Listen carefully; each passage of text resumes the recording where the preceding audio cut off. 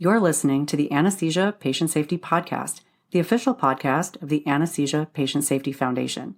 We're bringing you the very best from the APSF newsletter and website, as well as the latest information in perioperative patient safety. Thanks for joining us.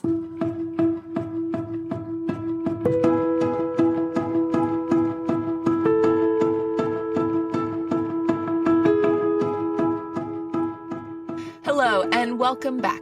I'm your host, Alli Bechtel. Today on the show, I'm going to discuss one of the most fundamental relationships in medicine. It is the peanut butter and jelly of the operating room.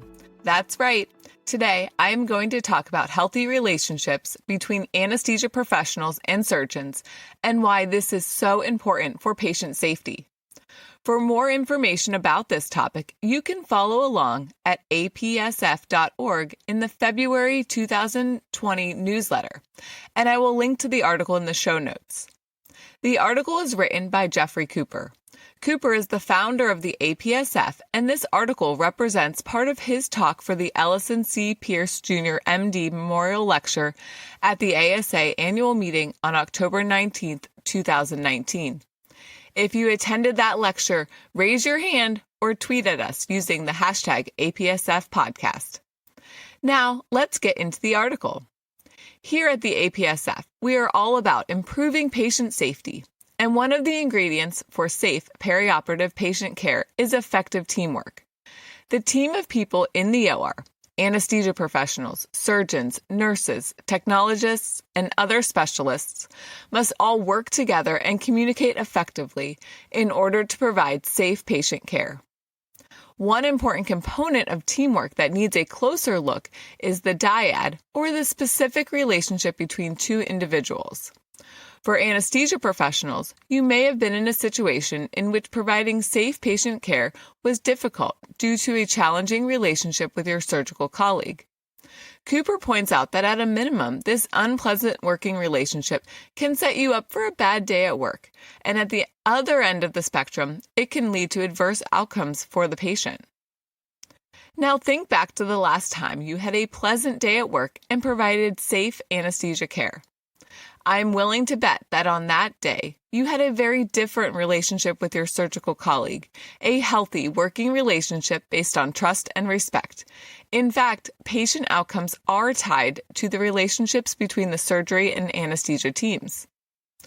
Cooper points out that there are multiple dyads in the operating room, and all of them are important for patient care.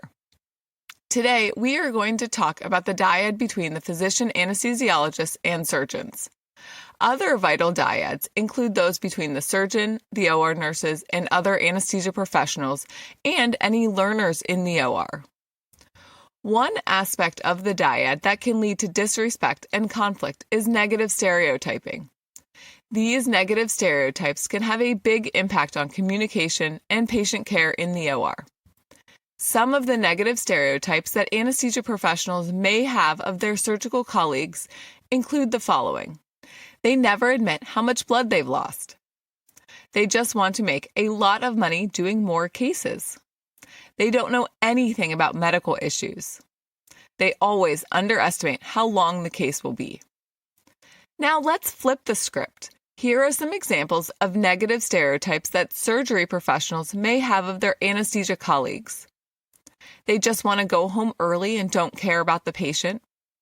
They are ready to cancel a case at the drop of a hat. They're often distracted and not paying attention in the OR.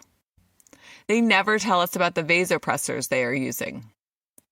While there is very little research on the specific surgeon anesthesiologist dyad, Lorelei Lingard and colleagues studied situations in the operating room when discourse within the team centered on conflict.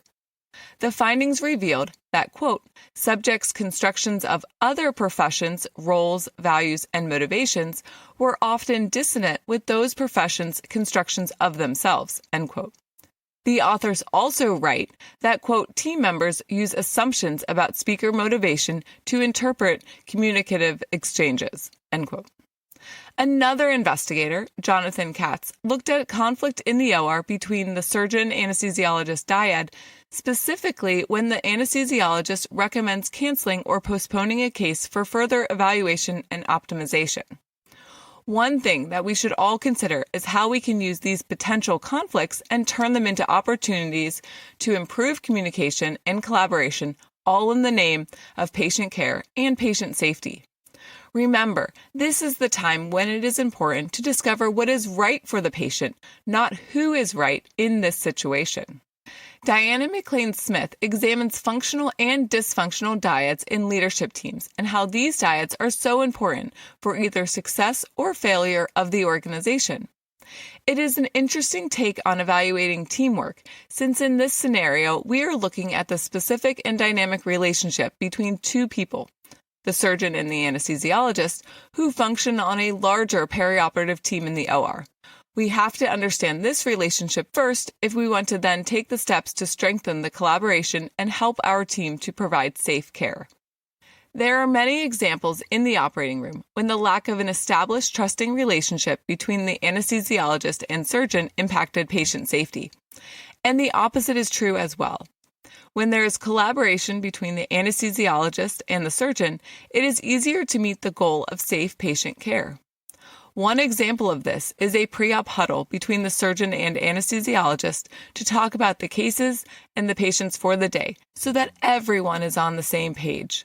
As an anesthesiologist, I personally have collaborated with surgeons on a preoperative huddle, either in person or by email on the day prior, and it goes a long way for sharing information and building a relationship based on the goal of patient safety. Now, what if you recognize that you are in a dyad that is in dire need of improvement? It may not be easy, but there are some relationship-building principles that can help us out here. First, you need buy-in from the surgeon and anesthesiologist who both want to work on improving the relationship. And then, Cooper gives us 7 examples of ideas that you might want to consider trying. Here we go. Number 1, take a surgeon to lunch or dinner. This is an especially productive thing to do when a new surgeon joins your hospital. Number 2, form a focus group to discuss the views that surgeons may have of anesthesiologists and that anesthesiologists may have of surgeons. Listen more than you talk. Seek to understand why behaviors you observe may come from different sources than you imagine. Number 3, work together on common interests. For example, you can team up with your surgeon colleagues to work towards lowering the risk of surgical infection or implementing emergency manuals together. Number 4, assume the best intentions, as in the, quote, basic assumption, end quote. This is now widely taught in simulation and modified for this application, as in, my surgical colleagues are intelligent, doing things in the best interest of their patients and trying to improve. It is not always so, but it mostly is. Number 5, when someone does something that makes you really stop and think. Instead of attributing a negative stereotype, be curious and seek to find out what the rationale behind the action is. You are likely to learn something new, even if what the person is doing isn't optimal or right. It's usually for a good reason. If there's not a good reason, you'll have an easier time getting them to see things differently versus just assuming they are irrational. Number 6, train together in simulation with the entire team. It's a proven way to improve the team's crisis management skills. In addition, it puts you in a position to have dialogue at an equal level.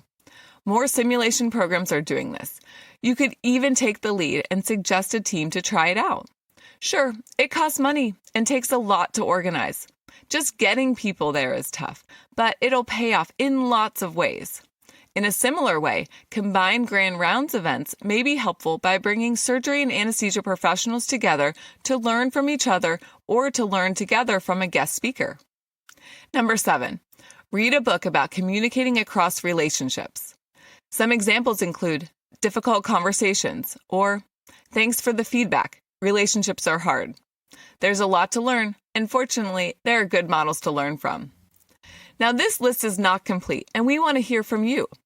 Is there an activity that you engage in at your institution to strengthen and improve the surgeon anesthesiologist dyad? Please let us know on Twitter and using the hashtag APSF podcast.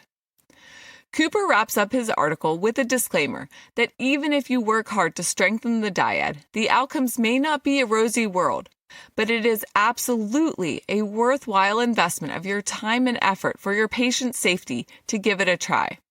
Just like most things in medicine, there's a risk-benefit analysis, and the benefit of improved patient safety and finding more gratification in your professional life far outweighs the risk that nothing will change. So go ahead, give it a try, and start strengthening the surgeon anesthesiologist dyad. Well, that's all the time we have for today. Thank you for joining me once again on this journey towards improved patient safety. If you have any questions or comments from today's show, please email me at podcast@apsf.org. I hope that you've been enjoying listening to this podcast. Don't forget to subscribe to the podcast through iTunes or your favorite podcast app. And we would love it if you could share this podcast with all of your work colleagues. And don't forget to leave us a review.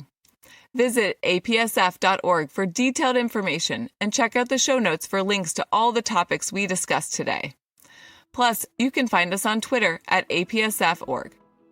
Follow along with us for additional patient safety information. And you can be part of the conversation too by tagging us on Twitter and using the hashtag APSFpodcast.